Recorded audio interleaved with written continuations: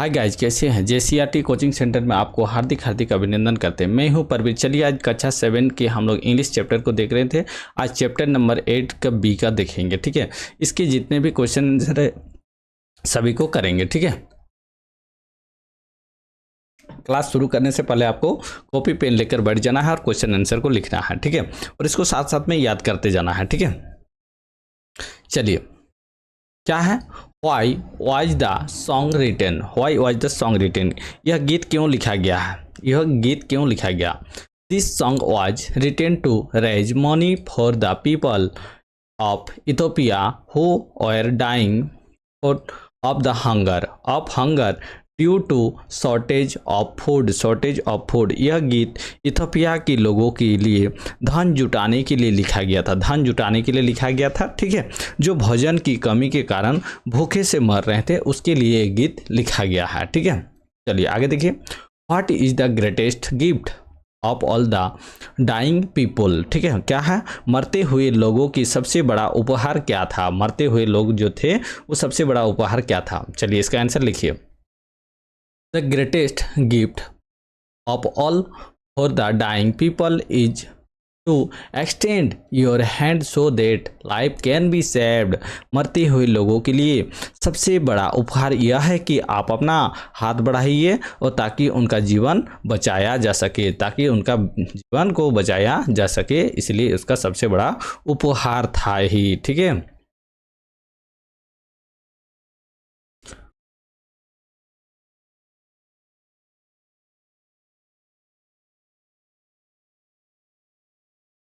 चलिए आगे देखते हैं।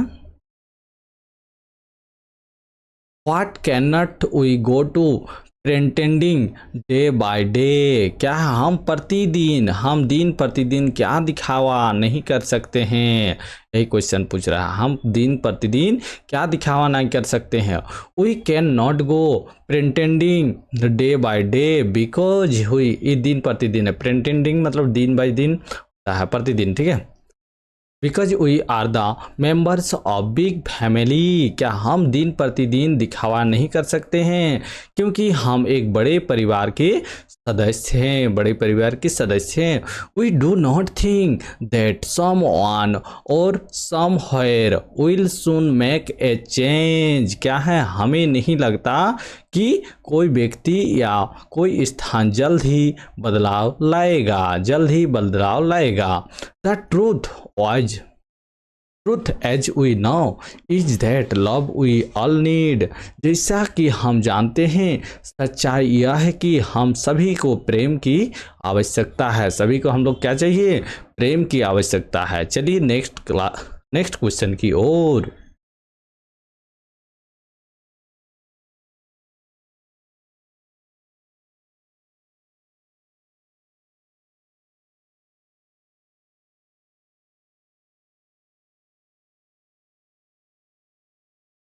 चलिए इस क्वेश्चन का आंसर बताइए।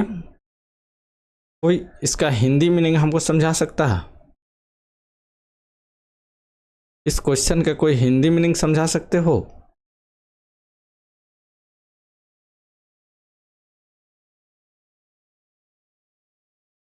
बताइए क्वेश्चन क्या कहता है? What dose the phrase send them your heart signify in the song? बताइए गीत में उन्हें अपना दिल भेजो वाक्यांश क्या दर्शाता है? अपना दिल भेजो, उसमें क्या वाक्यांश दर्शाता है? चलिए इसका आंसर देखिए। सेंड देम योर हार्ट, ठीक है।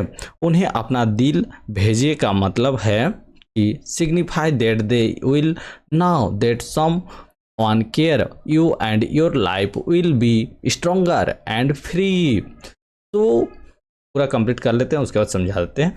तो we should help them with your heart. क्या है? उन्हें अपना दिल भेजे का मतलब है कि उन्हें पता चलेगा कि कोई आपकी परवाह करता है और आपका जीवन मजबूत और स्वतंत्र हो जाएगा, ठीक है। इसलिए हमें अपने दिल से उनकी मदद करना चाहिए। अपने दिल से क्या करना चाहिए? मदद करना चाहिए, ठीक है। चलिए आगे बढ़ते हैं 5 नंबर क्वेश्चन की ओर। लास्ट क्वेश्चन है इस चैप्टर का। चलिए क्वेश्चन क्या कहता है, when can a change truly come, क्या है, परिवर्तन सचमुच कब आ सकता है, बताइए कि इसका परिवर्तन होता है, ठीक है। परिवर्तन हिंदी मीनिंग जानिएगा तो इंग्लिश सबसे आसान है, ठीक है, इंग्लिश से और आसान कोई सब्जेक्ट है ही नहीं, ठीक है। When you are down and you see no hope at all, ठीक है, जब आप निराश हो और आपको कोई उम्मीद नजर न आए, we should stand together as one so that no one can realize that there is no way to come out of distress, ठीक है। तो हमें एकजुट होकर खड़े होना चाहिए ताकि कोई भी यह न समझ पाए कि संकट से बाहर निकलने का कोई रास्ता नहीं है, ठीक है, कोई रास्ता नहीं है, समझ गए। चलिए यही था हम लोग का, ठीक है, आज के लिए इतना ही, फिर नेक्स्ट क्लास हम करते हैं।